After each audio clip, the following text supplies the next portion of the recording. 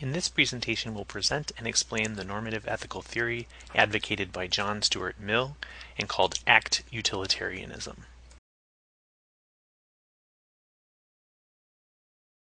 Here's how Mill stated the theory. He described it as, quote, "The creed which accepts as the foundation of morals utility, or the greatest happiness principle, holds that actions are right in proportion as they tend to promote happiness, wrong as they tend to promote the reverse of happiness. By happiness is intended pleasure and the absence of pain. By unhappiness, pain and the privation of pleasure."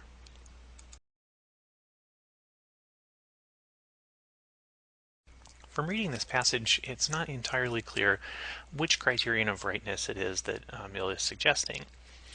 Here are a couple of alternatives. Perhaps he meant to say that an act is right if and only if that act promotes happiness.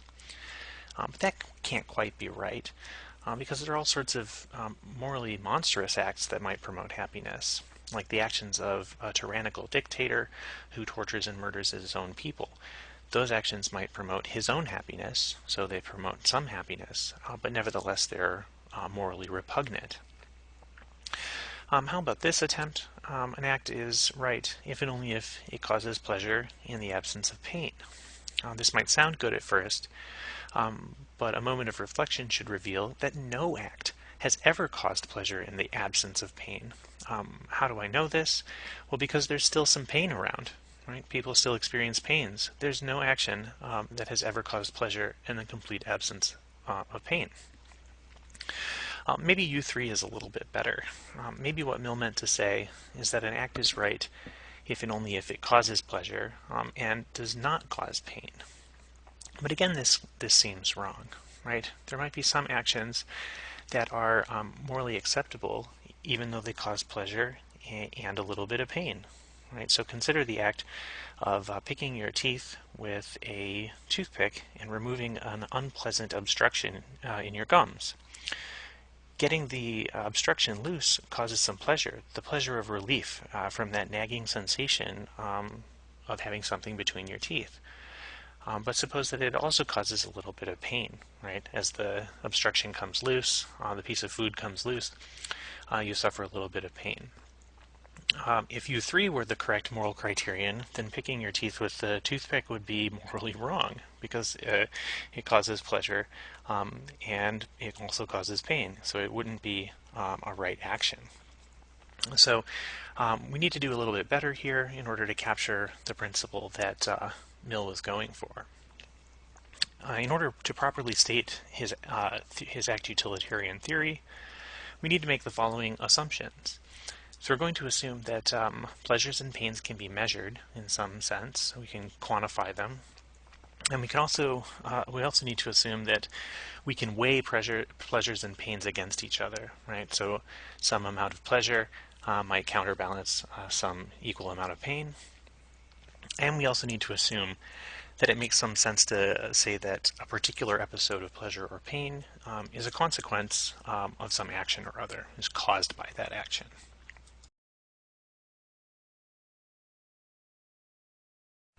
In order to state utilitarianism, we're going to engage in a useful fiction.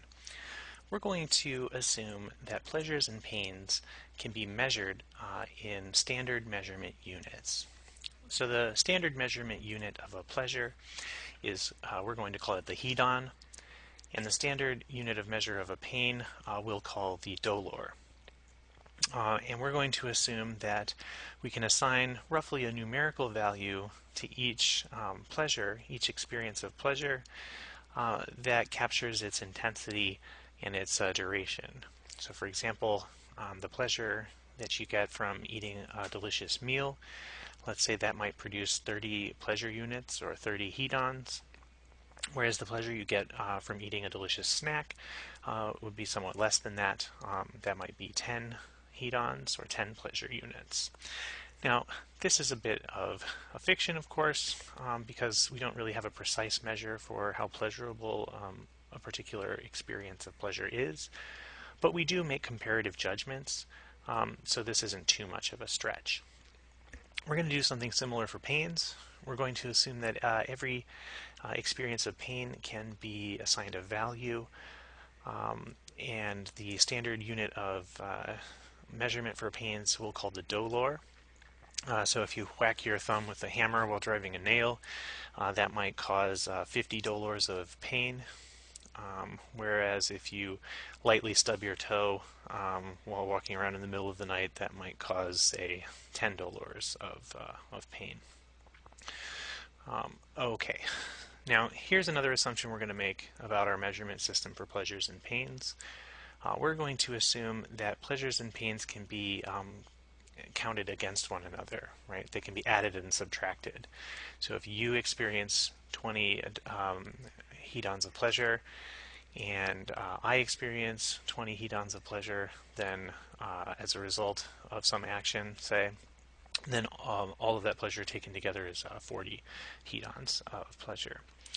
If you experience 50 hedons of pleasure as a result of some action, but I am caused to experience 20 dolors of pain as a result of that action, then the net balance would be 50 hedons.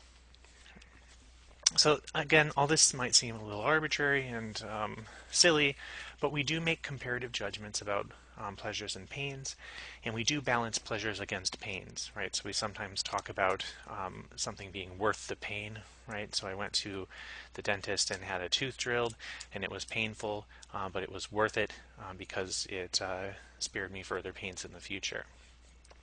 So we do compare and contrast pleasures and pains. So for our purposes, we're going to define the utility of an action as the result of counting up all of the instances of pleasure and counting up all of the instances of pain that are caused by that act, and then subtracting out the pains from the pleasures to get a net value, right? So here's an example. Suppose that I trip you as you're walking by, right, and you fall down and skin your knee and experience 20 20 dolors of pain, but I experience 10 hedons of pleasure because I get a chuckle out of the fact that somebody fell down. The net hedonic value, the utility of that act, would be minus 10, right? Because you suffer the 20 dolors of pain, and I only experience 10 hedons of pleasure. So think of the utility as the result of just summing up all of the pleasures and pains, comparing them against each other, and generating one numerical value that represents how much pleasure and how much pain is caused by that particular action. Okay, so now we have two more statements of utilitarianism that are maybe better than the ones we started with. So one might mean, maybe perhaps Mill meant to hold the theory that an act is right if and only if its utility is greater than zero. So it has a non-zero utility. It causes more hedons of pleasure than it causes dolors of pain. This can't quite be right because it seems to fail to take into account that an agent has a number of different alternatives that have different utility measures. So take as an example, suppose that my action of tripping you in front of a large group of people causes each one of us to experience a small amount of pleasure. We get a chuckle out of the fact that you tripped and fell, right? So the net hedonic value, right, the net amount of pleasure, let's say, is very high. There are 10 of us, and we each experience 10 hedons of pleasure. So it's 100 hedons total. But you suffer quite a bit of pain, right? You skin your knee really badly, and let's say you suffer 50 dolors of pain. Still, it follows, though, that the net hedonic value is positive, right? It's plus 50 or 50 hedons. And so if U4 were the correct moral criterion, the correct criterion of rightness, that action would be acceptable. But of course it's not, because there are other actions that I could have done as well that might have had higher utility, and it seems pretty plain that it is totally wrong for me to trip you just for the amusement of everyone who is looking on. Similarly, an act is right. Similarly, U5 seems not to be an adequate statement of a criterion of rightness, since it claims that an act is right if and only if its utility is very high. There are two kind of problems with this. First, it's really vague. How high is high enough for the utility to be? But also, some acts are morally right or seem morally right even if they don't produce a tremendous amount of utility, even if their utility is fairly low. So consider three alternatives for action that you might have, each of which has very low utility, right? So suppose that you're preparing for an exam, and you have three different alternatives for action. You could stay up till 2 a.m. preparing for the exam, and be really tired and score very low. You could not study at all and score very low on the exam. Or you could study a little bit and score kind of okay, like you pass with a C, let's say. Each one of these actions doesn't have a tremendously high amount of utility, but it's very clear that one of them is preferable to the others, right? So studying a little bit and passing the exam seems like the right thing to do, even though it doesn't have a very high utility. Its utility is still higher than all the others.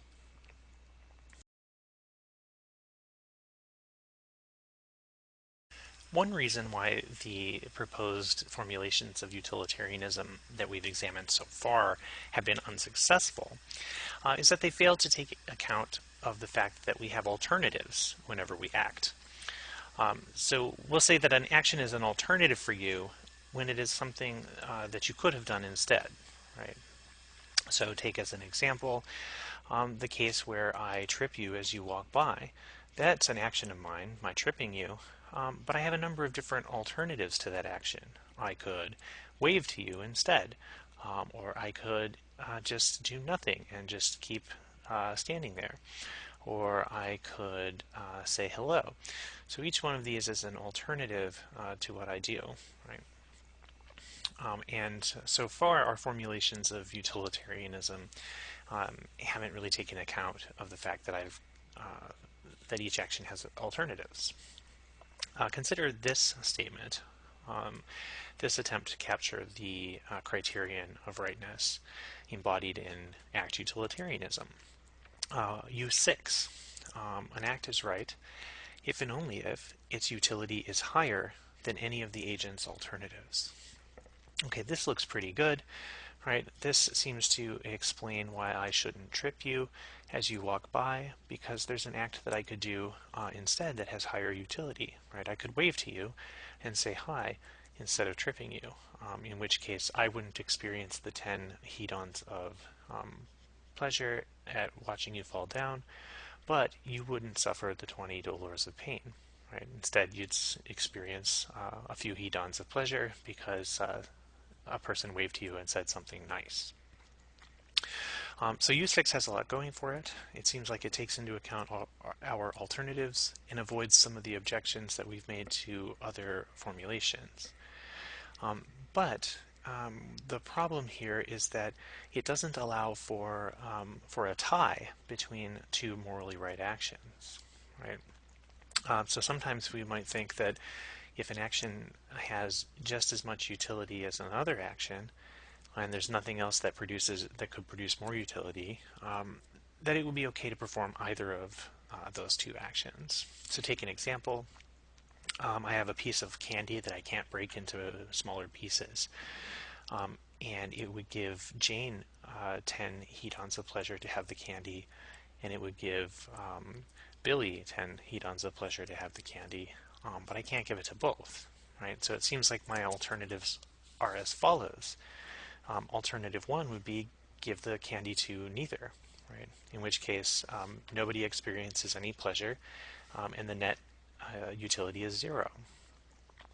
Or I could give the candy to Jane, in which case she would experience 10 hedons of pleasure, and Billy would experience 0 hedons of pleasure. So for a net value of 10. Or lastly, I could give the candy to Billy, in which case he would experience 10 hedons of pleasure, and Jane would experience 0 for a net balance of 10. In this case, you might think, well, it would be morally acceptable to give the candy to either Jane or Billy, perhaps provided that on future occasions I gave some candy to the other one. But U6 rules that this is not acceptable, right? Since the utility of giving the candy to Jane is not higher than all of my other alternatives, nor is the utility of giving the candy to Billy higher than any of my alternatives. So one way to fix this is by suggesting instead the criterion U7, which states an act is right if and only if there is no alternative for the agent that has a higher utility than it has. Right? So to return to our example, it would be okay to give the candy to Jane because the utility of that act is 10, and none of my alternatives have a higher utility than 10. Similarly, it would be okay to give the candy to Billy because the utility of the action is 10, and none of my other actions have, none of my alternatives have a higher utility than that. Perhaps there are ways to refine our statement of Act Utilitarianism a bit, but we're going to make this our working statement of the criterion of rightness embodied in Act Utilitarian moral theory.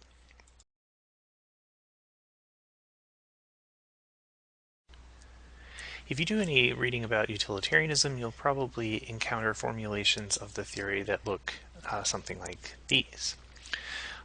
An act is morally right if and only if U8, it produces the greatest happiness of the greatest number. So it pleases the most people and makes them the most happy. Or U9, it causes more pleasure and less pain than any of the agent's alternatives do.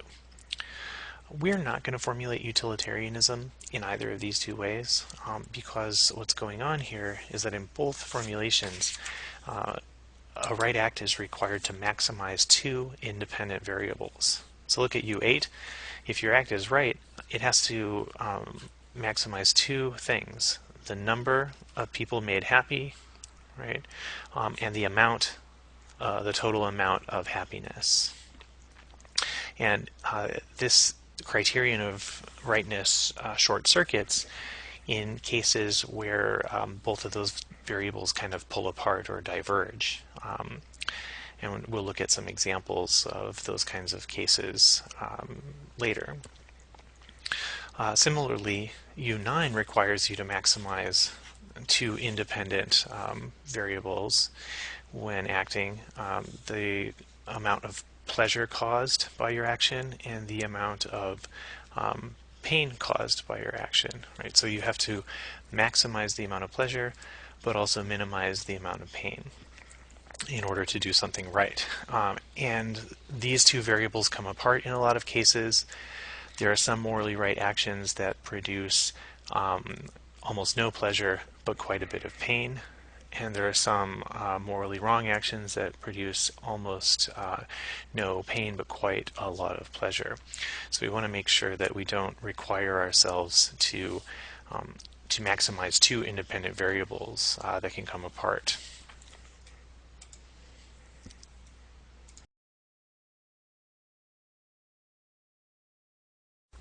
Okay, so we have talked about John Stuart Mill's moral theory, Act Utilitarianism.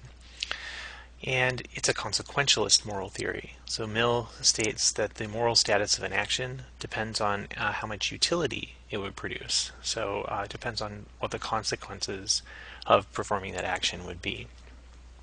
His theory also takes into account the alternatives that an agent has for action, right? So things that they could have done otherwise.